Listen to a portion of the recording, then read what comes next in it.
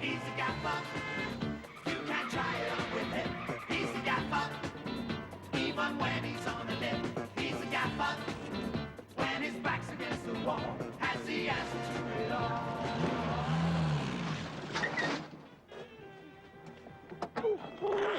Morning, Gaffer. Morning, Ginger. Hey, Gaffer, your car's your colours. Why don't you get a respray? Better as it is. You should hear the witnesses contradicting one another. He's the Gaffer. Doesn't need to take advice. He's the Gaffer. He's the Gaffer.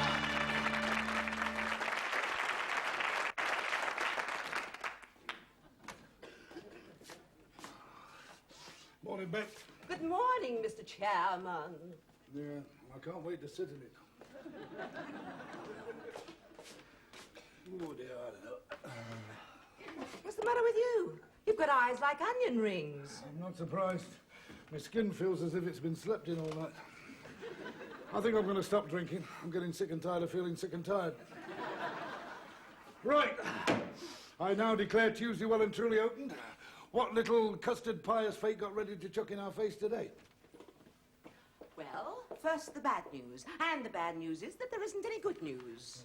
Being in business today is like playing Ludo with landmines. Another electric bill. Oh, talk about the charge of the Light Brigade. All right, next epistle. Johnson's has been taken over. And this is a letter from the boss of the takeover group saying that they're going to be doing their own machining from now on. But he does thank you from the bottom of his duplicator. Marvellous. We lose the one contract we've got and get best wishes from some twit who hasn't got enough brains to realise he's thick. Thick? The managing director of a large group? Of course, thick. That is Moffat's first law. The bigger the company, the bigger the idiot at the top. Well, I won't ask you to justify that ridiculous statement because it's impossible. And you are going to anyway. It's simple, Betty, my dear. In a big organisation, when they want to promote somebody, they ask the other department heads to recommend somebody. Well, naturally, they're not going to recommend anybody who's any good, are they? Because they're too useful. No, what they do is they take the chance to get rid of the right lemon who's a pain in the neck of the regions and promote him. And then when he gets to the next department, they get shut of him the same way by promoting him again. In no time at all, a right moron could go straight to the top. But you know, I never cease to be amazed at your undiscovered genius. Well, that just proves it then, doesn't it? Look how far I've got. Anyway, I'm going to go and see Harry, tell him to beat the retreat from the 5-day week. Harry's not here. Not here. Don't tell me he's doing another sponsored collapse for charity. He's suffering his annual attack of terminal wilt. I don't care if he's got dropsy of the bagpipes. What the devil's terminal wilt? Well, next Monday is the closing date for claiming sick pay for the year, and Harry's making sure that he gets his full entitlement. You mean to say I've got to pay him for staying at home doing nothing, and I can't get him back here doing nothing so I can send him off with all the others at the government's expense for doing likewise? Have I got news for you? The government says that you also have to pay the others while they are on short time for the first 5 days. It's called guarantee payments. From where I come from, it's called extortion. Go away. Good morning, Squire. And how are you this morning? Suffering a fate worse than death, life. Remember me? Stan James, Office Accessories? No, I don't think so. Mr. James called last month selling insect repellent. You bought a can and squirted it all over him. Did I? Doesn't seem to have worked, does it? Well, unless you've got the antidote to acute inflammation of the income tax, I don't need anything. You need this, Squire. It is the world's finest automatic letter opener. Is it? I've already got one. She's in Australia at the moment. It's called the wife. Well, how about this gold-plated executive pen, a beautiful writer? Yes, well, I've got one that suits me more than that. It's got no ink in it, so I can't sign any cheques. But you haven't got an electric pencil sharpener. No, that's very true, but then again, I haven't got many electric pencils. You don't expect to sell all this rubbish, do you? Not the way trade is. Business is bad, is it?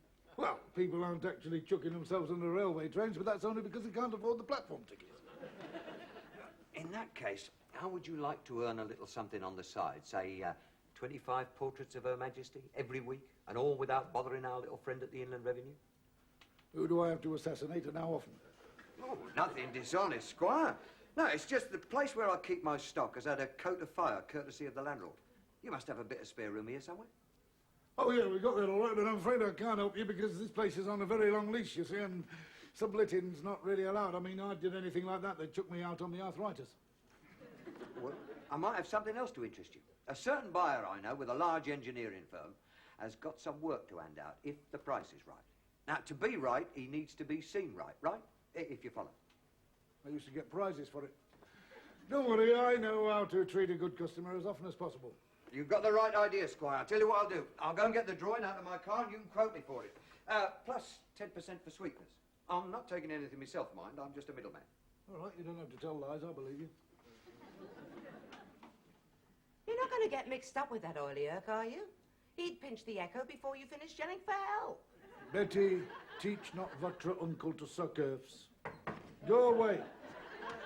I say, Gaffer, how did I get on in that competition? Come again, Charlie. Well, that prize that you offered for the best suggestion for reducing costs in the factory, did mine win? Oh, that? No, it didn't, as a matter of fact, mine did. Yours? What did you suggest? Well, I thought the best way to save money was to give myself the prize. Oh. Wasn't there a second prize? It was only just the first, but I'm glad you've come in, actually, because I'm afraid I've got a bit of bad news. We're getting short of work. As from tomorrow, we're going to be on 3 days, and it looks as if it could be Easter, May Day and Whit Monday. Heck, me and the girlfriend were saving up to go abroad. Oh, yeah, I've done you a favour then. You wouldn't have liked it. It's full of foreigners. Is it? Oh, thanks for warning me, Gaffer. I'll tell Mary. Ta-ra, Betty. I don't know you. You shouldn't take the mickey out of Charlie like that. Just because he's a bit slow on the uptake occasionally. Occasionally. His brain's been on a go slow since Michael Foot was 1.5 inches. And thereby hangs a thought. Make out a time card and the one name of Stan James and put it in the rack. Make sure Charlie notices. Stan James? That salesman creep? He's going to be the bait to lure Eddie back so I can save on his sick pay. But you'll only have to shell out in guarantee payments instead. Oh. If when he comes back he takes all the other lads out on strike, nobody gets anything in an industrial dispute. But how do you know he's going to take the lads out on strike?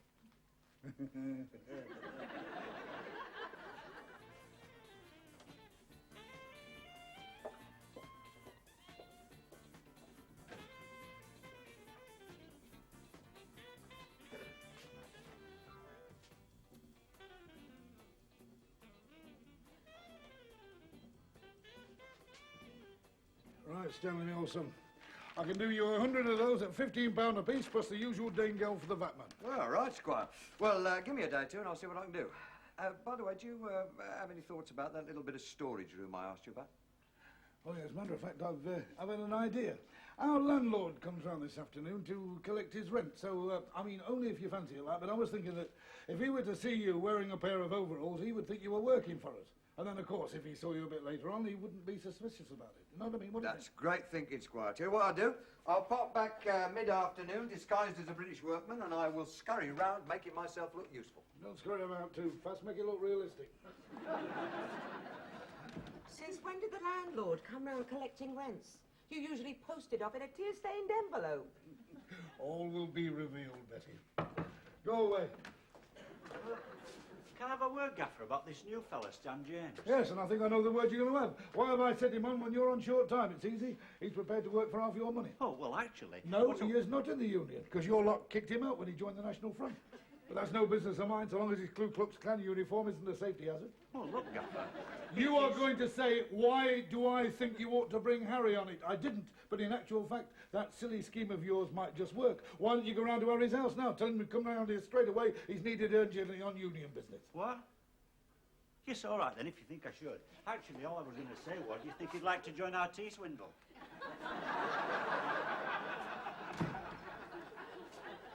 Betty, do you ever have the feeling there must be an awful lot of sets of encyclopedias in Charlie's house? Well, if that's a joke, I don't understand it. How many sets have you got? What do you think about that, then? I think it has great financial possibilities. You're taking chances, Ginger. Ah, Mr. Campbell.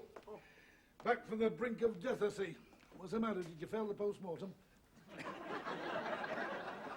I wouldn't be surprised if I didn't have Legionnaire's disease. What's that? Sand rush behind the sporran. Ha, ha, ha. Anyway, having returned prematurely, but on official business, I will be able to claim if compensation of the back pocket should set in. Let's get on with it then. I saw you talking to him. Shall we go straight into the Grumlicks? I do not know what you mean. I am talking about the industrial action you are taking because of the anti-union fascist hyena I have set on. Who? Stan? Oh, nobody's perfect. I know that. That's why they put little rubbers on the end of pencils, isn't it? But surely you must have some complaint against him. Yes. Ginger says that he swapped the address of that blonde at Woolworths for one of Stan's pens, and it was no good. Yes, well, I shall say something about that when I can think of something coarse enough. But do you mean to stand there and tell me you're going to take no official action? None. You know what your trouble is, don't you? You're going soft. I know the time when you walked out for agreeing with yourself, claiming it was provocation. Oh, live and let live, Gaffer. You're not going to get away with this, you know, Harry. I should demand every Englishman's right to be inconvenienced by the unions without cause or justification or know the reason why. Hey.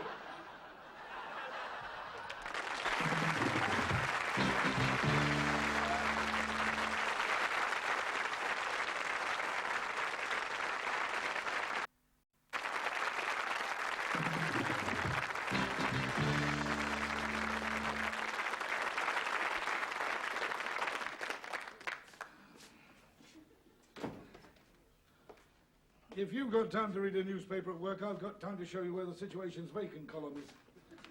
I was only reading the horoscopes. Yours says others will be especially generous today. Others, I'm pleased to hear it. But if you think you're going to con me for another birthday donation, you can forget it. Everybody I know seems to have a birthday this year. Yes, but you haven't had one for 12 months. What? Read the date. The 18th. Great grease nipples, it's my birthday. What else do the stars say? And how old are we today then, Fred? What, me? Well, I must be, not of course that's all that old for a man of my age. I got a card for you, Frederick. Oh, thank you very much. Name on the front as well. Ah, Hellfire. Happy New Year.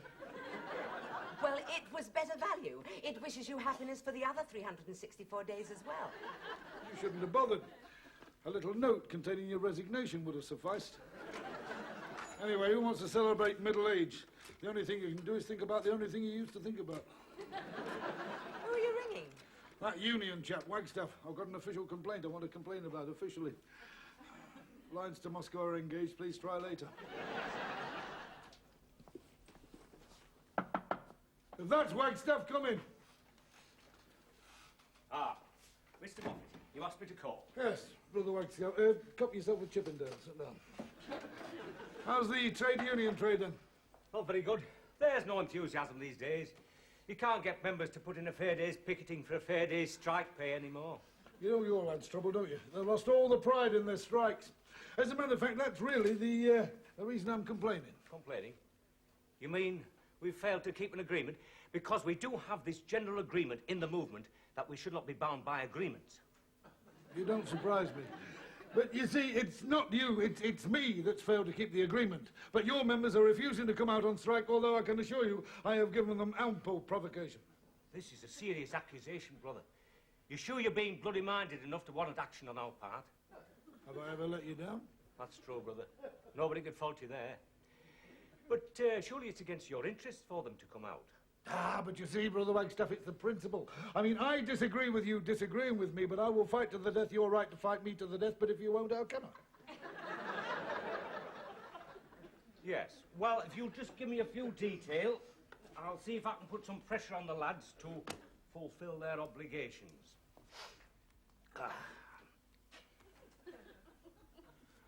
He's even got a union pen, it won't work.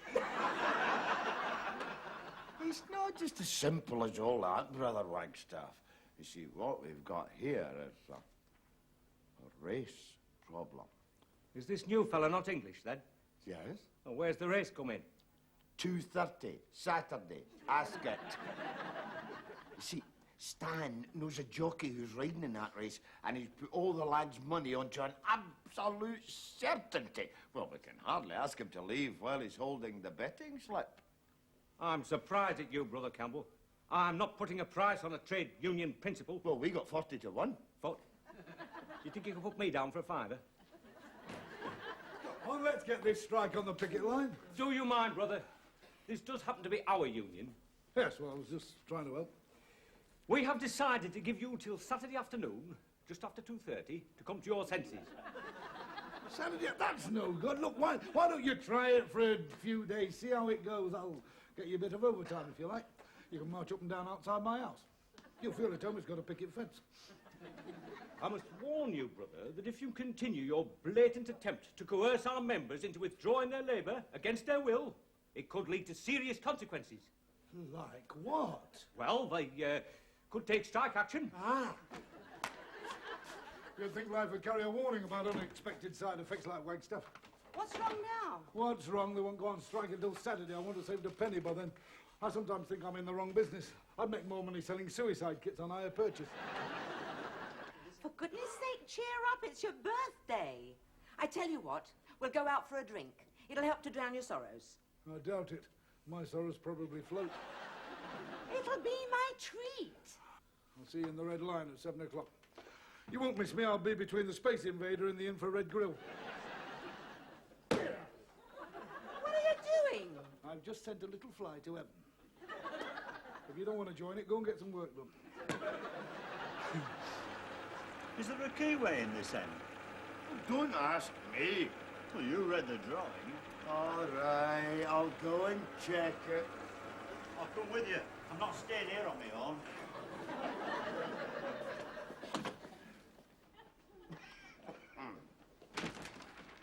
Yeah. It's Sir Gaffer. What are we going to do? Start praying.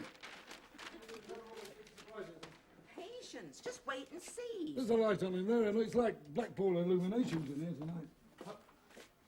Good evening, Gaffer. Evening, Gaffer. What the hell are you two doing here at this time and half? We'd better tell him. No. Yes. Yes. Yes. Fred Moffat, this is your life. I see him on the floor as usual. Have you been at the wine rooms?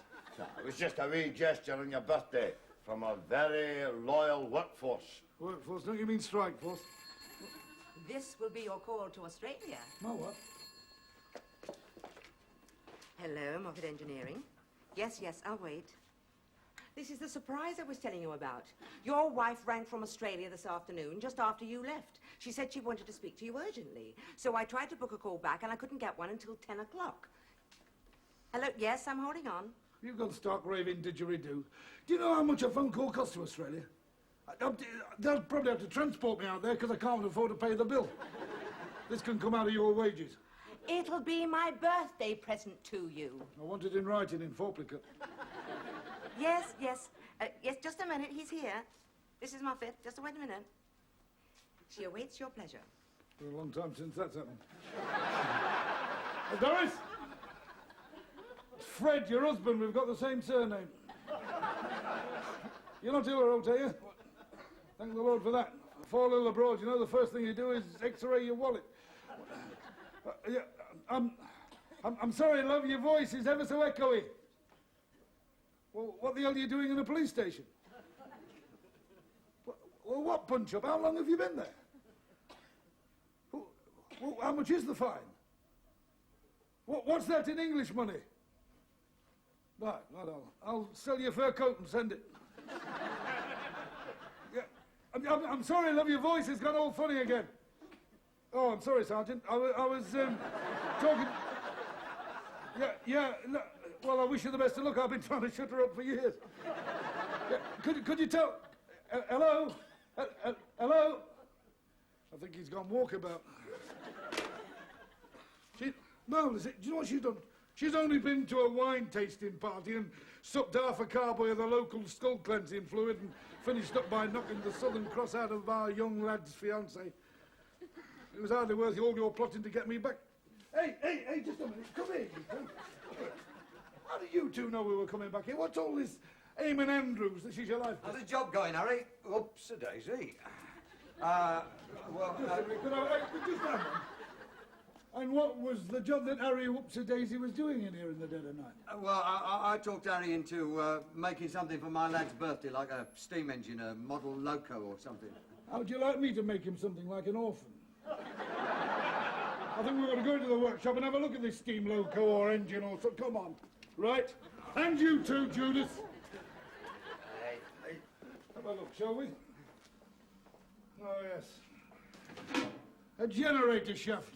Rather like the one you asked me to quote you for, you charlatan. Well, it's a bit like the one that Yes, and you've conned my lads into doing it on the side. Well, not exactly on the side, Oh, Squire. no, Squire. Well, do you know, Squire, I'm likely to take that right out of there, Squire, and shove it straight up your left nostril, Squire. Look, you can have it. You can have the lot. You can have the order. You can have everything. You can even keep the backhander. Nice doing business with you. You should go a long way, preferably handcuffed to 2 warders. And as for you, Charlie Oshkis and Harry Campbell, this was your life. You don't mean that... I do mean that. The unemployment total just went up by 2. You do realise that these 2 were trying to steal from me? You mean like you do from the income tax? No, not like I do from the income tax. I'm talking about illegal stealing. Look, Gaffer. Don't make excuses. You are sacked until further notice without further notice. And that also goes for the monarch of the Glen here. Don't you worry about it, Charlie. You're still young enough to get another job sometime. I'll just spend my life saving, buying tissues for the wife, helping her to smile through her tears by telling her wee jokes, like that good one about Mrs. Moffat getting drunk and ending up at an Australian police station.